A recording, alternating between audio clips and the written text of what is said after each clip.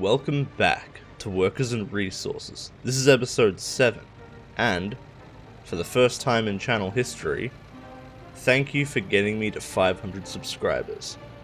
This isn't a big milestone or anything, but importantly, I'll soon have memberships, which means you can pay me to make videos. Now, I want to figure out something for that, like some sort of benefit. There's nothing concrete yet, but I'll let you know when I've figured out something.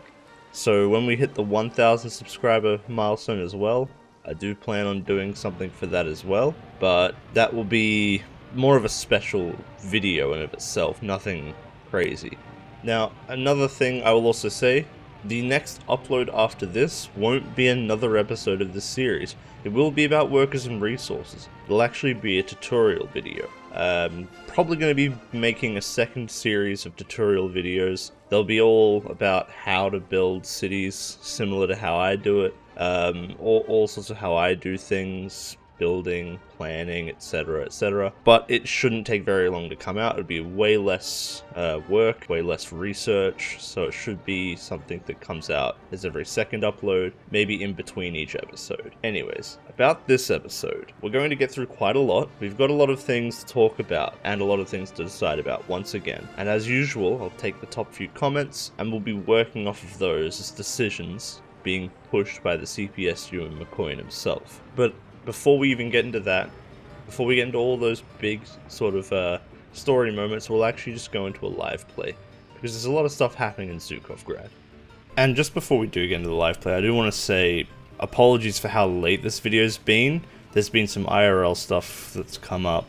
I've been quite busy, and not to mention all of the work I had done editing this video prior was all corrupted because Premiere Pro is just amazing.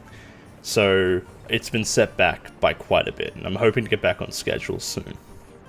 But again, this isn't my full-time job, so these sort of delays are going to happen, right? I can't put everything down and just work on videos. I don't have the economic situation to have that happen. So for now, this is going to be a reality, that sometimes videos will be sometimes weeks late. But anyways, on to the video. Okay, so into the live play. Keep a note of the population stat at the top as well. That's going to go up, especially right now, because we're about to invite some more people into Zhukovgrad, before also making sure that less people are working in places that don't really need the people, right? We have a lot of jobs, and we need to be very careful with our resources. Most of this here is me just going around making sure that all of the services buildings are meeting demand, but also not taking up too many people's jobs and time working, because we haven't got enough people to go around and fill out all of the jobs and all the positions. There was a problem with this orphanage. It needs a road. It needs a road access for deliveries, right?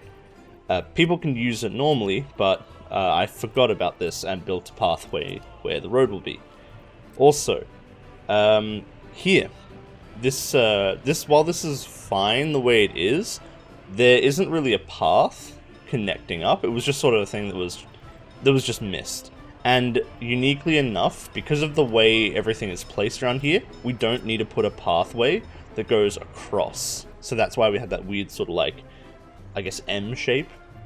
And there we go, like off-screen, the demolition team got rid of that pretty quick. And we're able to put a road in there, make it asphalt so it's nice and easy.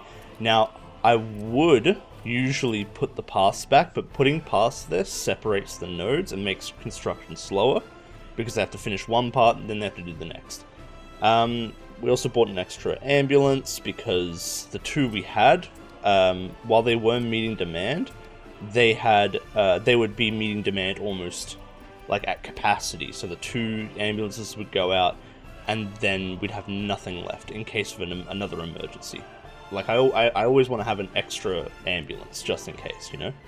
Now this road here that I'm building is not going to stay here. This is a temporary construction road, and this is something I recommend people do a lot, especially with projects like this. This road snakes all the way around the industrial district, just so that when we build this asphalt road, while it's under construction, all of them, the technical office there, the repair station, etc., none of that is cut off, okay? And also so we can construct two sides of the same road, right? We can approach from the front and the back. That's the main reason for that existing. Then, of course, yeah, just more asphalt roads. None of this construction industry area is done or even, like, being used yet, so it's fine to asphalt all these roads. But it's also very important to make sure the roads I'm asphalting are going to be ones that I want to keep asphalt. And now we've done research for the distribution logistics, and now we're doing distribution offices. A lot of research gets done this episode, like a lot. There's still plenty to go though.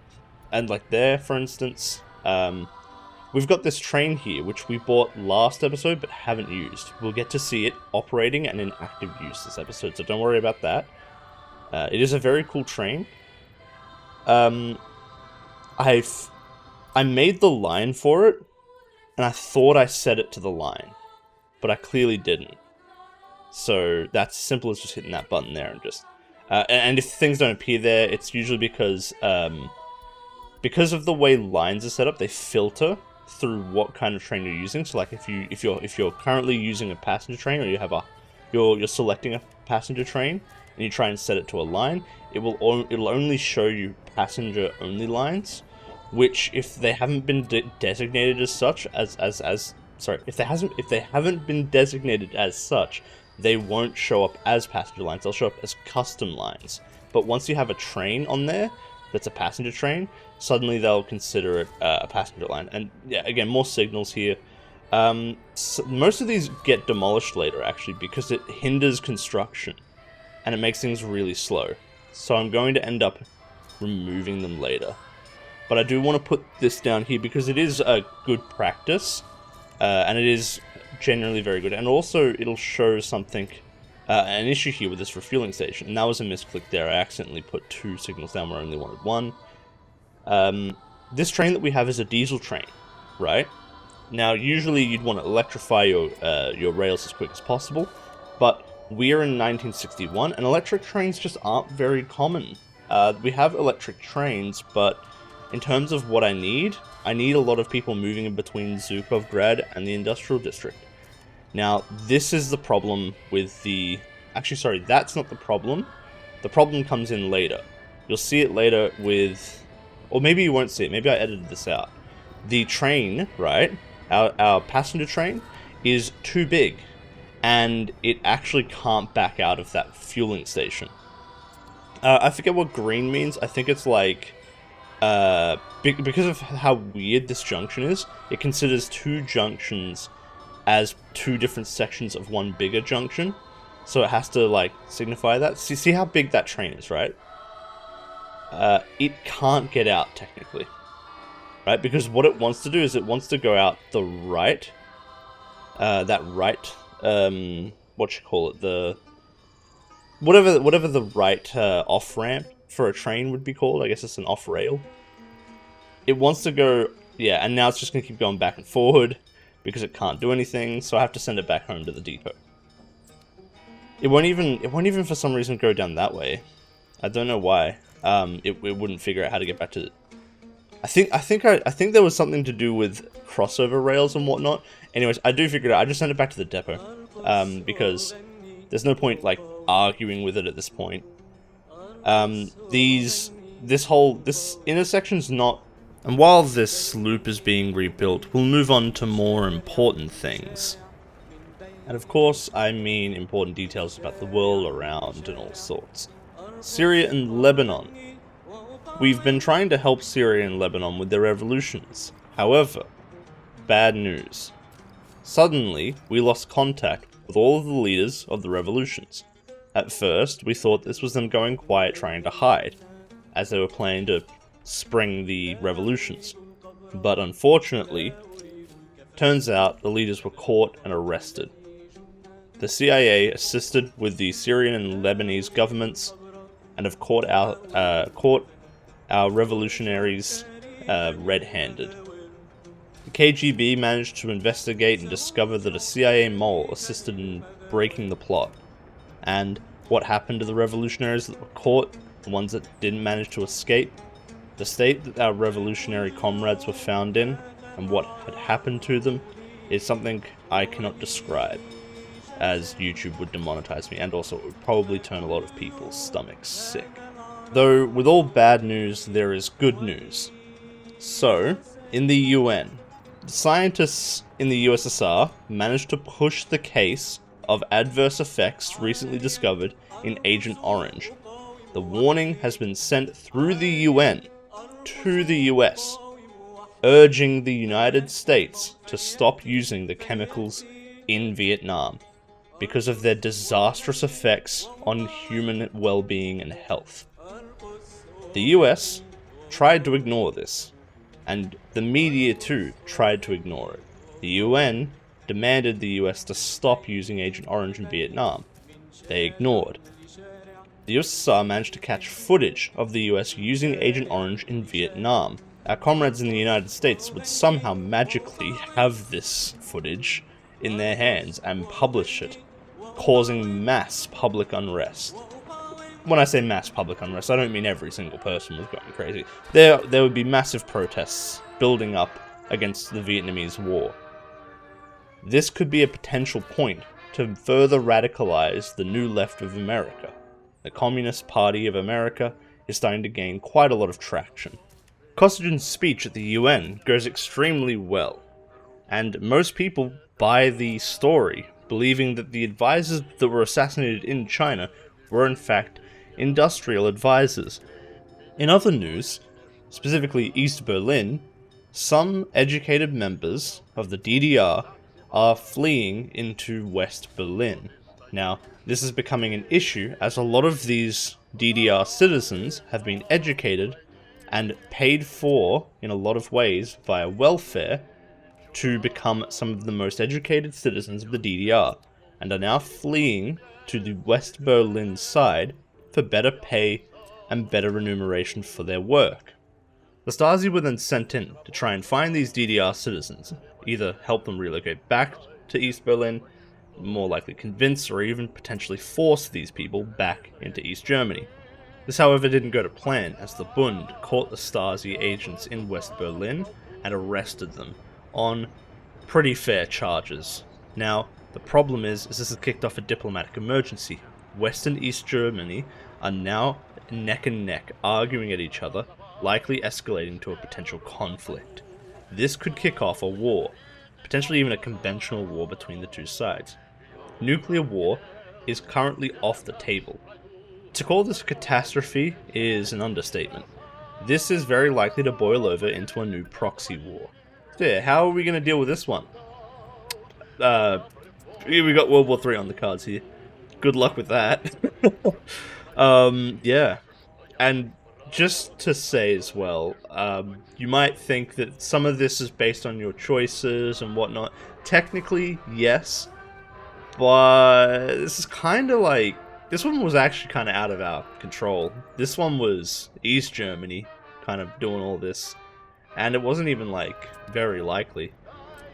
But it is a big curveball now. So, at least I got a really cool title for the video. And now once again, I will give you some good news to make the bad news not feel so bad. The Vietnam and Laotian civil wars are going very well. China has managed to assist the Laotian rebels and has created massive gains in the north of Laos. Also, in the south of Laos and in the central areas of Vietnam, there have been small gains as well, as the US is losing footing, despite the fact they're ignoring the calls of the UN and the rest of the world, which is to stop the chemical weapons that they're using. More importantly, and even better news, is that Kennedy is looking for a surrender, looking to find a peace deal out of this. This is an interesting negotiation point, because at the moment we're kind of split half and half. We could end the war here with a deal and go for a 50-50 sort of North and South Vietnam, North and South Laos. We could go for that sort of agreement. How do we want to pursue this sort of peace deal? And remember, Kennedy can always just reject this, so we could end the war now and save more casualties. and stop the bombings and stop the Agent Orange being sprayed across the Viet Cong lands, we should be mindful that if we aren't able to present a suitable surrender deal, the US may continue or even extend or even further prolong this war just to kill more Vietnamese people, and Laotians, of course. So there's another little conundrum for you to also think about. Again, comment, like and subscribe, of course, but do comment what you think we should do. And finally, with China dealing with the Laotian and Vietnamese civil war, the food shortages have started to surprisingly look better. However, progress has stagnated. This is most likely due to the fact that resources have been reallocated for the wars in Laos and Vietnam. Mao, as well, on top of all of this, has unofficially stated that he wishes to mend ties with the USSR and undo the split, but doesn't want to make things official until the famine and the Laotian/Vietnamese civil wars are dealt with. So things are looking up, and there are some there's some problems we've got across the world, but at least in China things are starting to look up. We'll talk about Yugoslavia later though, and we'll get back into a bit of a live play as well. So I have to confess something. Yes, this video is going to be like 2 weeks old. There goes the prison. That's not where it's going to end up. Going to get rid of that. Now, I've been doing a lot of stuff in real life. Been very busy. So do forgive me for this video is going to come out very late. I haven't really said there's a consistent schedule. So I've got nothing to apologize. So why am I apologizing, actually? I do feel indebted to people watching. That, everyone comes in to watch these videos, and they're very important. And this is where the prison will end up, by the way. It's going to need a road connection. Surprisingly, it's very quick to build. It gets built before the end of the episode, and it catches me off guard. Because I wasn't expecting it to be ready, and then also prisoners to be in it, and then having to get all this other stuff going, and yeah, wow. One thing, we're trying to make more money, pay off our debts. We're doing that slowly. Also getting an actual gas station here for all the trucks and buses and every other vehicle that's coming in and out of town. Just want a gas station that's more official, more permanent, instead of that temporary one we have just by the courthouse. Also, distribution office as well. We don't want that temporary one. We've actually finally researched the distribution office. So the video's not going to be out until whatever today is, I guess, because you're going to be watching it today. For me, I don't know when it'll be. Even recording this, I'm recording this in late February. Well, after I've recorded all of the footage for the episode and done research. I've even done research for the next episode. And for future episodes as well, I can't promise that they're going to be more consistent, honestly, or they'll be more frequent. That's just the nature of me, having a job and having a life outside of YouTube. Yeah, I'm not going to apologize for that, I guess, but at the same time, I think I don't mean to be like mean about it. It's just more that I can't really do anything about it. There's nothing I can change, and I just hope everyone can understand that. Now, I was thinking of putting a pub in. I did spot this alcohol kiosk, which I thought was just really funny. I don't want to put a pub here. I don't want alcohol to be present in this city. You could say it's a bit hypocritical because I love to drink alcohol. No, I'm not alcoholic, I swear. But no. I don't think we should be restricting alcohol, but the USSR's current policies on alcohol is that it is highly restricted. The price of it is really high. It might be banned actually right now. I have to double check that, or I'll just throw something up saying if it was banned or not. The history of alcohol in the USSR is extremely complicated. The main thing is that throughout the entire history of the USSR, they were trying to get rid of alcohol right? They were trying to remove the desire for people to have alcohol. The problem is that, you give people alcohol, even a little bit, and they like it. So they want more of it.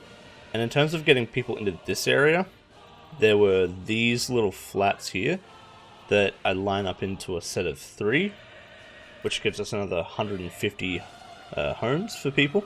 So yeah, we'll probably...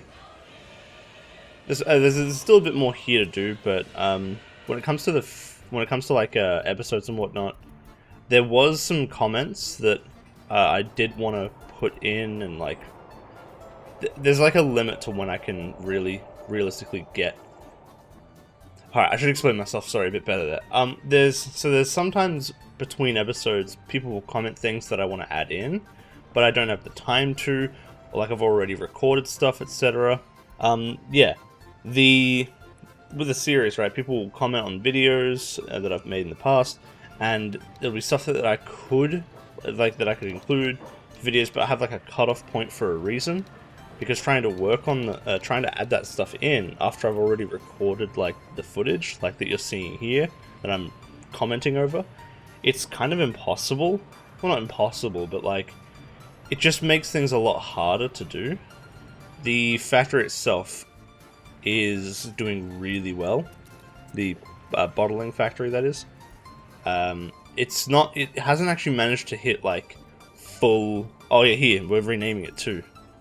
For the first time in the series, it should have been named. It should have been named this a long time ago, which was Captain Krasny Bottling Plant. What was it? Or is it Capitan? Capitan. Yeah, Capitan. Yeah. Yeah. So. Yeah, the secret police I think I'm going to put next to the... I do. I think. It's been a while since I've recorded these episodes, so do forgive me if I seem a bit all over the place. I do want to later put helicopter pads behind that fire station, but I can still fit them behind the secret police station as well. It's not, like, required. And that'll be super. The secret police station I don't think gets finished this episode. But, with that mentioned and out of the way, we'll take this moment to look over some of these nice cinematics, and then we'll get into the final segment of the episode. So I'll see you there.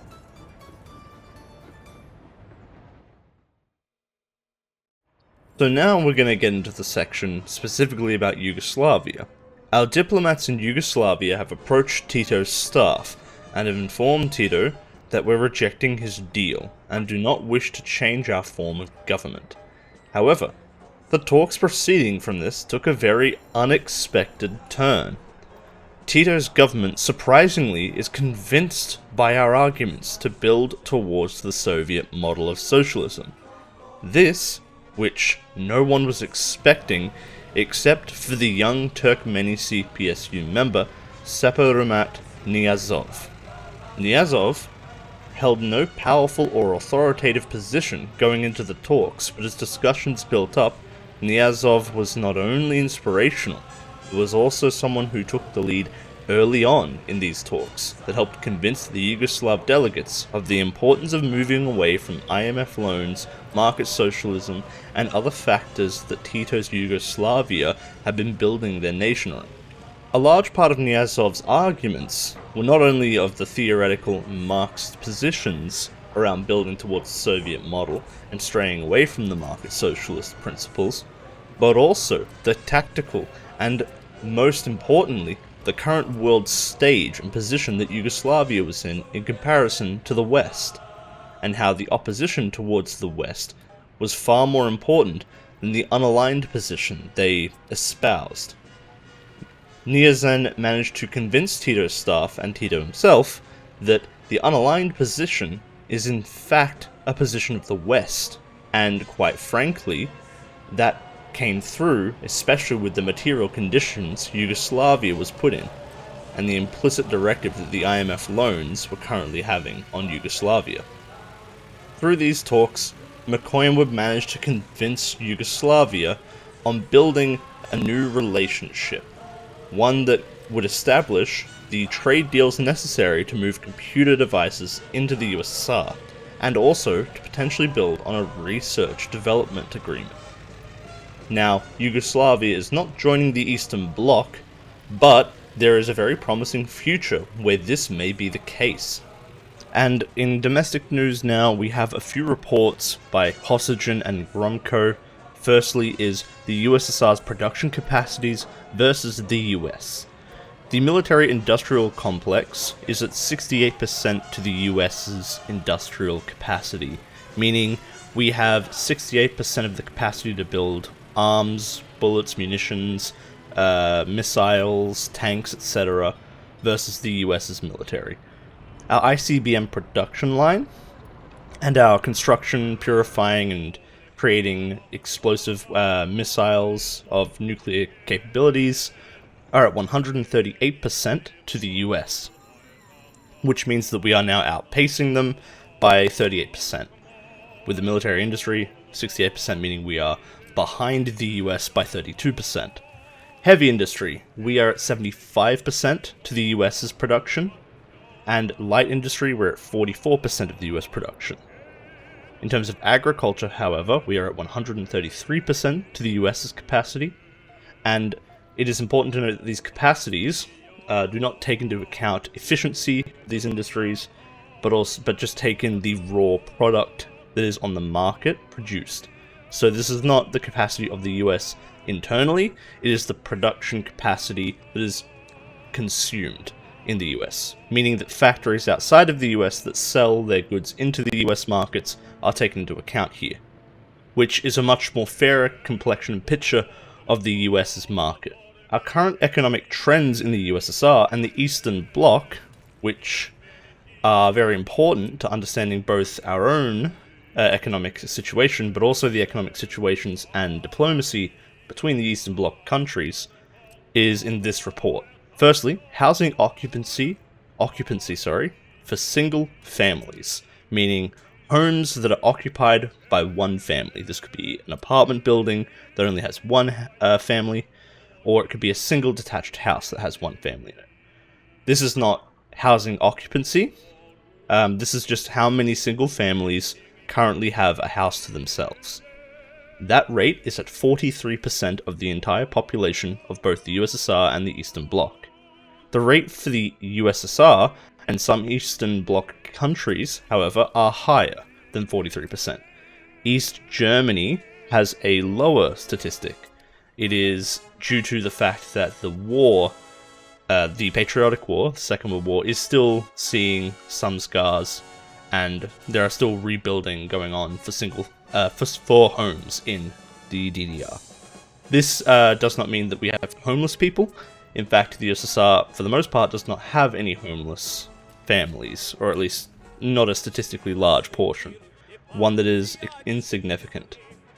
The majority of housing is communal, which was also the trend during the war, and it is slowly increasing the occupancy of single-family homes. But we do need to make a large push if we are to house everyone in their own homes.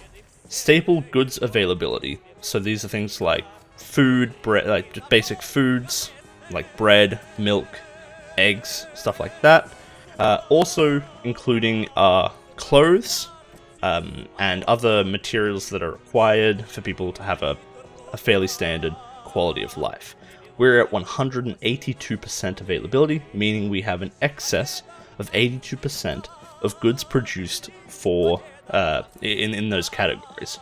The excess of which is being exported to Cuba, China, and also our revolutionary fighters in Vietnam and Laos.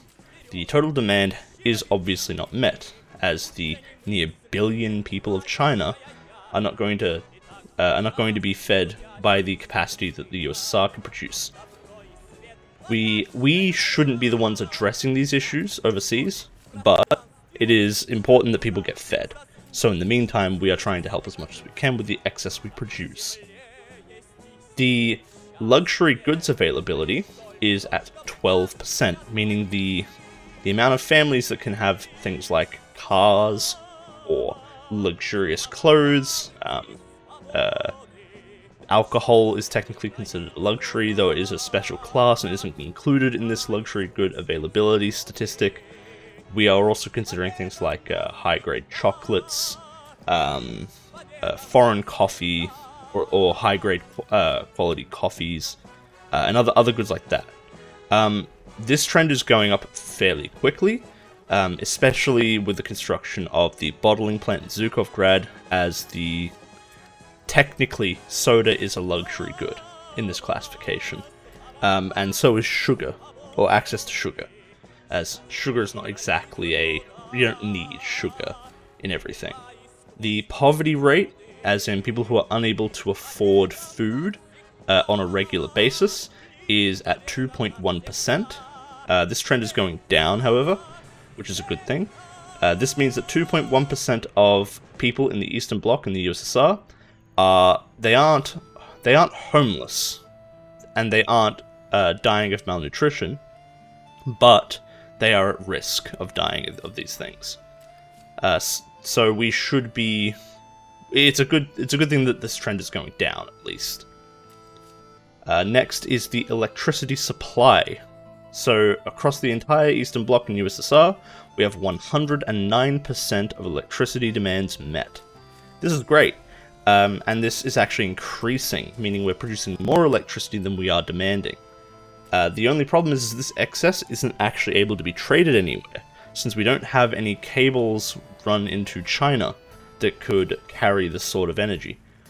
This may be a project to look into, but currently China doesn't really need electricity, they need food.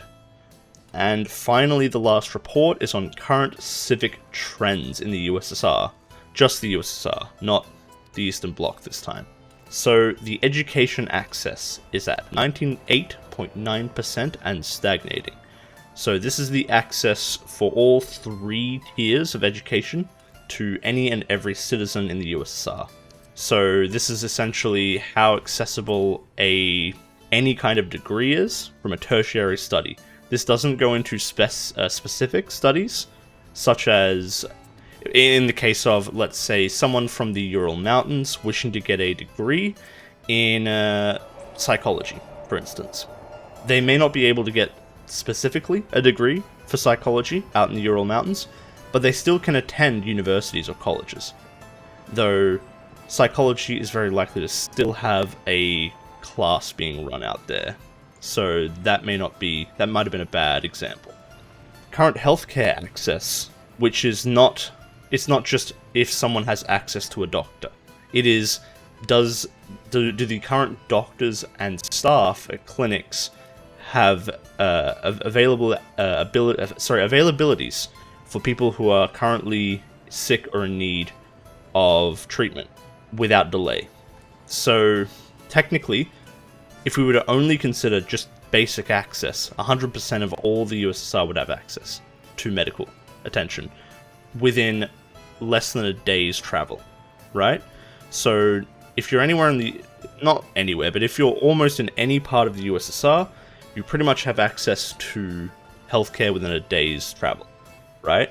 But we're considering how overfilled and how in demand healthcare is. So at 95.7%, that means the vast majority of people are able to see a doctor when they need to, and that there is no delay for their treatment either. This sort of stat can show us a few things, such as do we have enough doctors, and the report came back and said we have enough doctors, we have enough clinics, we have enough equipment. The problem is getting access to medical goods and treatment. So some people in very specific diseases and conditions are having to wait for treatment. So it's not that they don't have beds for these people, it's more that the treatment is unable to be done on the spot because some hospitals don't have ready access to certain medicines. And this is just a fact of trade conditions in the USSR and current medical industries in the USSR, which is our heavy industry, chemical industries, not being supplied and built up enough to meet the demands of the healthcare industry. And next is our homeless and unemployment rates. Both are at 0.2%. the homelessness rate is currently stagnating, and our unemployment rate is decreasing. So nearly every able-bodied person is either in a job or every person who can work is currently employed. People who are not considered people who would be considered unemployed would be people who can get a job and have capacity to work and are searching but are unable to find work. The current rate of homelessness is based off people who do not have anywhere to sleep that is secure. So it might be that someone has to stay in a hotel or temporary housing. It doesn't mean that people don't have roofs over their head. There are still welfare set up so that most people are not begging in the streets. Unemployment is very low, as most people don't really switch jobs, and because of our new labor laws, unemployment is actually trending down. Our homelessness rate is probably not going to go down for a while, and it might actually be a reality that some people will be homeless, as a lot of people tend to choose to move around the USSR to find a place to live before they settle down, and they are technically counted as part of the homelessness rate. Now, more importantly on our labor laws to look back on is our average work week is at 42.4 hours and is decreasing, which has been the current trend for the whole year. Oh, sorry, not the whole year, since we enacted those labor laws, I should say. And in that case, the average leisure time per week is at 48.5 hours and increasing because of the fact that the average work week is decreasing. We can also understand that within a week, the amount of commuting time that's taken place is sort of the difference in, not the exact difference, but there is a difference in there, and also access to grocery stores and menial things like kindergartens and schools and stuff like that.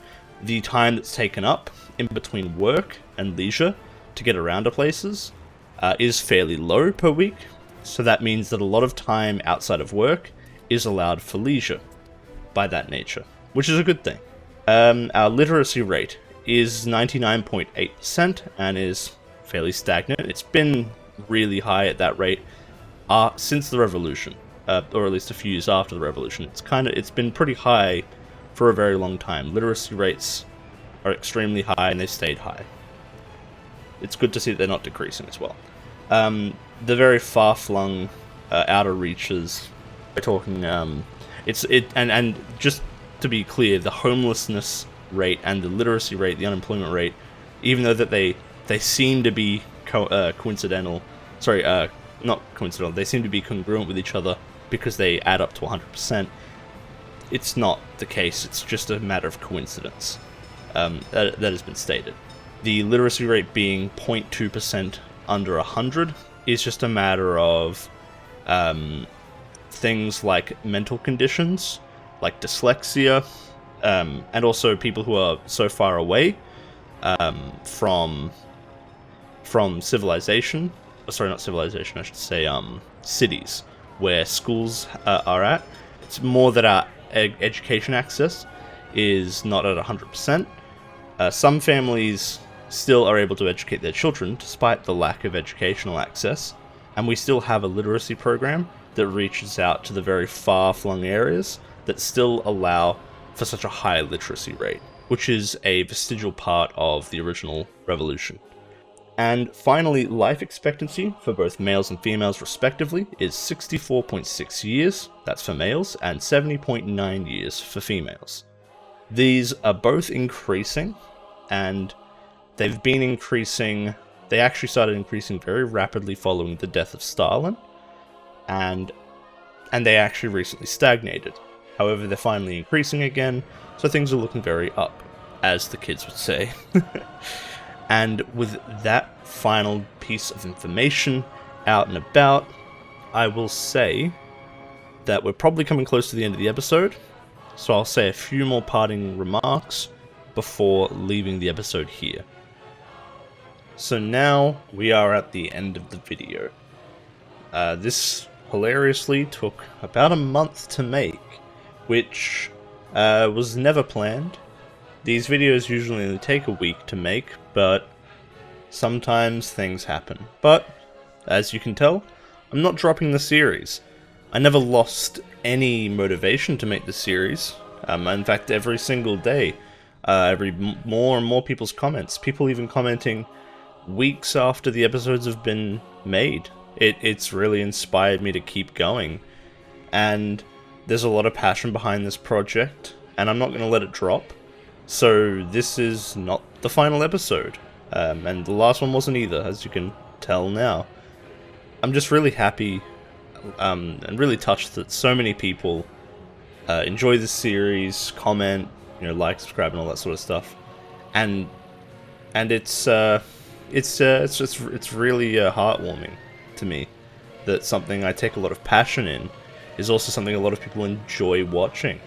So I'm gonna keep doing it, and I hope you're all here to keep watching more of it, because it's not stopping anytime soon. And yeah, I'm gonna keep making series for this, even after this series is concluded. I'm not gonna stop with one series. I'm definitely gonna make another series in this game. I enjoy the game so much, and I enjoy making videos about it too. But with that all said, and with all the cinematics playing now, this episode does have to come to an end. So, until next time, have a good one.